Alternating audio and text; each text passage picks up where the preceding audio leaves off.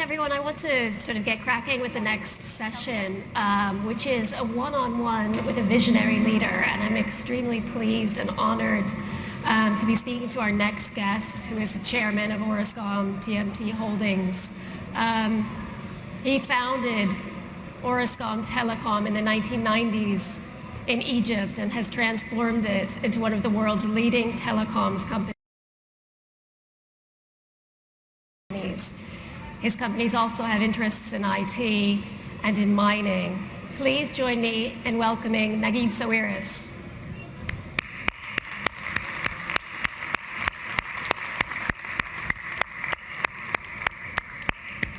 Hello and welcome. Now, you have had a very important role in your country in innovation and entrepreneurship. So my first question for you is, what advice can you give to Argentina, the government and the private sector, in developing innovation and entrepreneurship?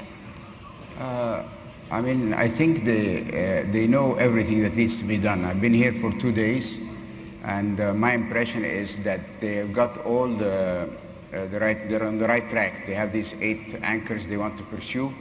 So I don't think they need my advice on that, but if I had to say something, I would give them the advice to take care of startups. You know, there's no clarity on what kind of startups that are here. There's also not clarity on microfinance for small entrepreneurs.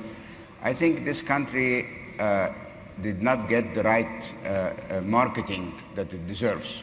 I think, because of the distances, there's a lot of money from where I come from that is looking for places like that. This country has everything, has the nicest people I've met in Latin America and all, if not in general. It has nice scenery.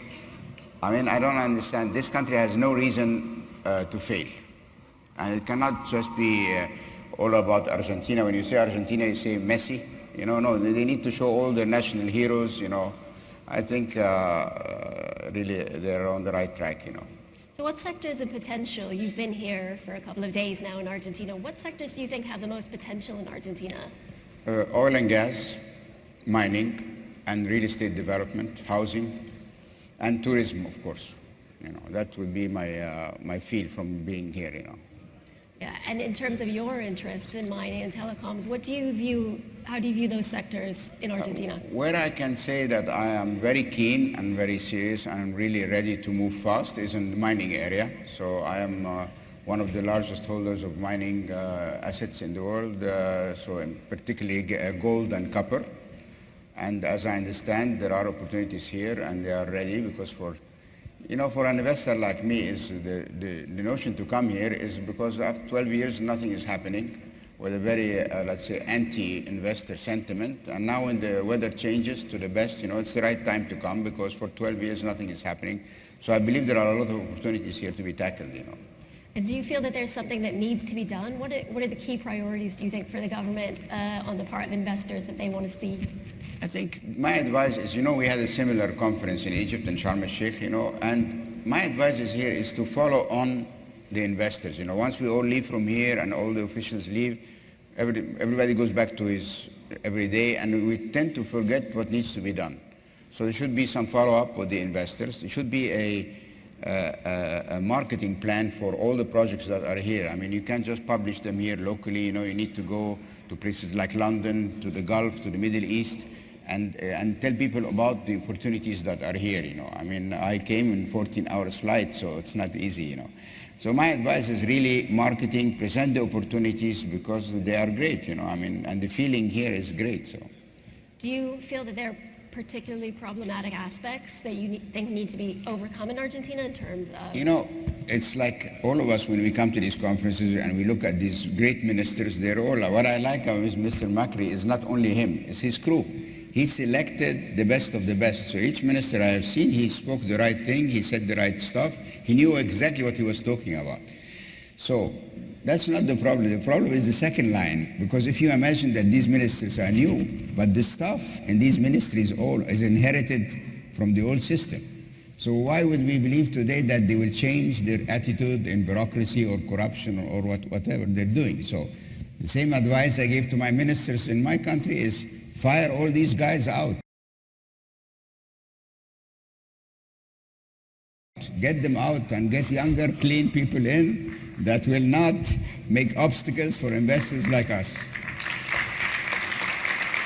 Very good.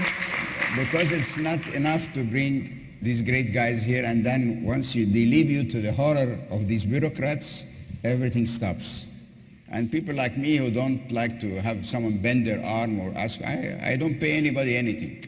You know, I mean, I'm not going to go into a country where there is corruption and I need to know this person or that person. I'm not going to go there. So it's a fight against these people who have been in their positions 12 years. They come and tell you, oh, these investors, they want to make profits. Yes, we want to make profits. And by the way, profits are good for your country. He says, how? I said, we're going to increase your taxes. We're going to increase your custom earnings. We're going to create jobs and decrease the unemployment in your country. So it's a win-win, you know, but and making money is not a crime. You know? So we need to get this mentality. And if these second-line people are not aware of these elements, crucial elements, they will block everybody. That's why I say again, fire them all and get fresh young people, fresh graduates that are going to make life easier for the investors. So we need to have this process of change. So tell us a little bit more about how you did it in Egypt and maybe a little bit more about how you made your business a success.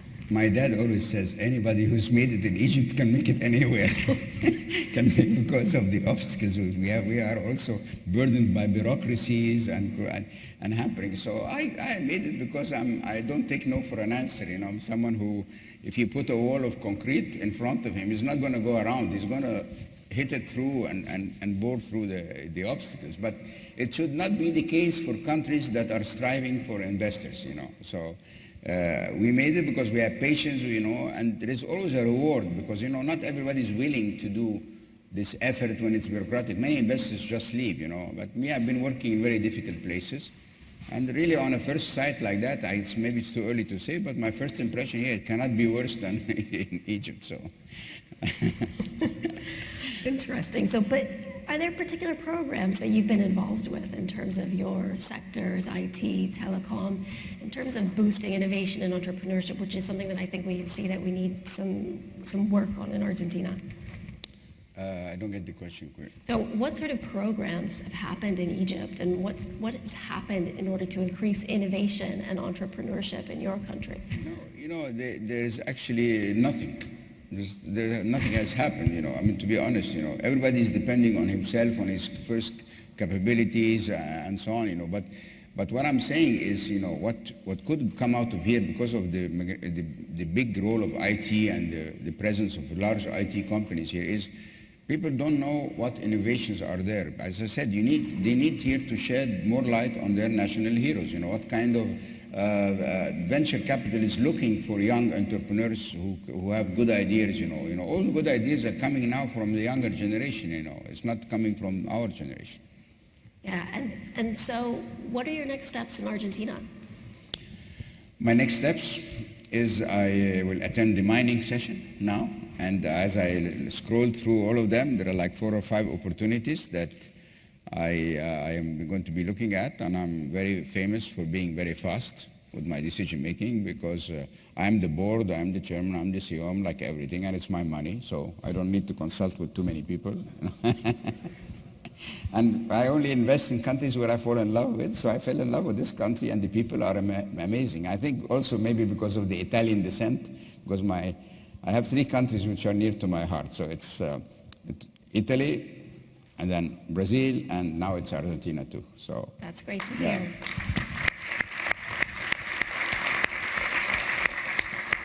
But do you see any obstacles that need to be overcome? I haven't yet started to work, but from what I heard, you know, when you come here and you see these people saying the right thing, this is the first step. So I don't anticipate obstacles. And I'm not the kind of person that you can put obstacles in his way so he will be deterred, you know. I'm trained on obstacles, you know, as you might know, working in the same difficult environment in my country and so on. So I think what this government should do is they should follow in every investment. They should sit also with the existing investors and see their horror stories. And they see what was going wrong with the existing, because the existing investors we are suffering from the same problems. A new investor is going to come in. And when I come in, I'm going to talk to the existing investors here, and they'll tell me, watch out this, watch out that. So the government should, because usually governments and ministers don't like to hear complaints. But unfortunately, if they don't hear the complaints and they don't solve them, they don't get the investment. So I have not yet encountered the Argentinian bureaucracy, but being a master of Egyptian bureaucracy, I'm sure I'll be able to handle that here. That leaves you well placed to handle the situation here. So, I mean, for the next steps, how do you expect the government to approach you? You talked about the importance, Egypt had its similar form about 18 months ago, and the importance of really following up on that on the part of the government and the private sector. How would you like the government to follow up with you? I would like the investment agency to take my requests on my interest areas seriously, and then to tell me how I should approach them, who shall I talk to, how can I make an official request, and they should follow on that, and I think they should follow with every investor that came here with serious intentions, I think they should have a site that says, okay, on the opportunities, and they must publish this site because social media is very important today, so we can, from wherever we are, we can go on this site and see what opportunities exist here, and if they have new opportunities coming, they must have it on their site. So people hook to this site and know, okay, there's a new thing coming out. It's important to market Argentina, and it's important to market these opportunities. And I expect the investment agency to be the tool for that. And just until we are set on the right track, and then of course we can depend on ourselves. We can get the lawyers and get everybody. I know you said earlier that you were sort of most ready in the mining sector, but how do you view the telecom sector? Is it worth it to invest just in Argentina, or is it a gateway to Latin America? The telecom sector, the offering here is very limited to fiber optic networks with large investments, $1.5 billion. They're very long term, and they need to be coupled with incentives and with government help and so on. So that's not really my focus. I'm a guy who comes from the mobile business, Yeah. and that's already saturated here, so there's no room for that now. So I might be interested to look at the internet part, so at portals and so on, but this, I think, was not on the scale here, so I might just depend on myself on trying to find out who's doing what here in this area.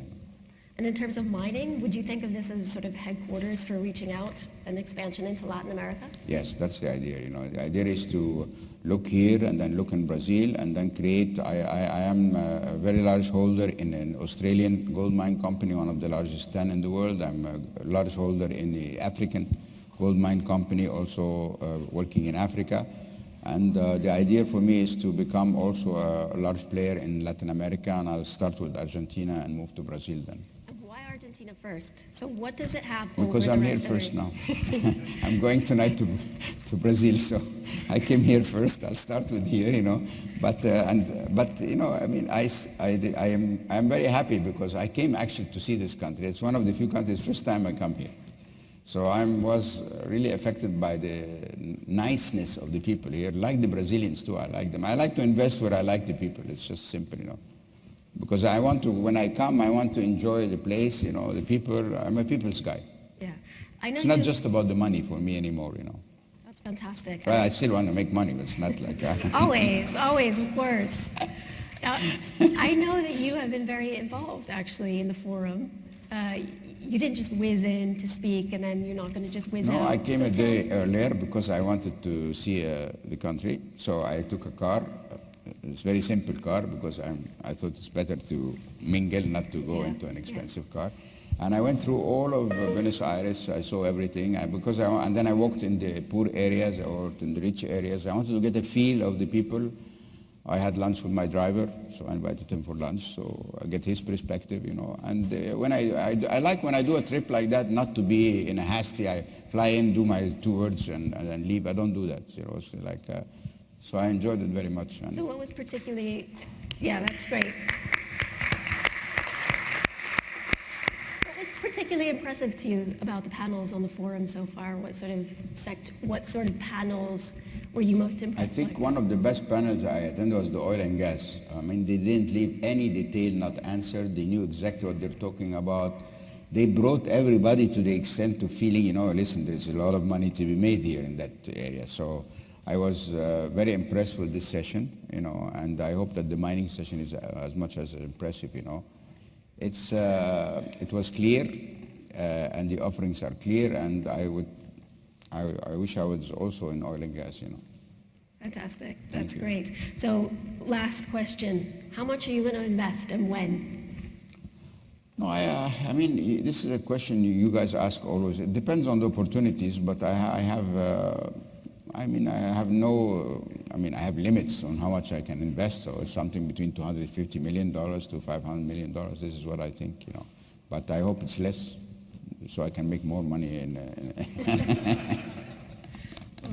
It's great to hear that you are going to invest. No, I've decided. This is not a question anymore, you know. Yeah, that's fantastic. And that's just what we need to hear, and that's the sort of thing that we want to hear coming out of this forum.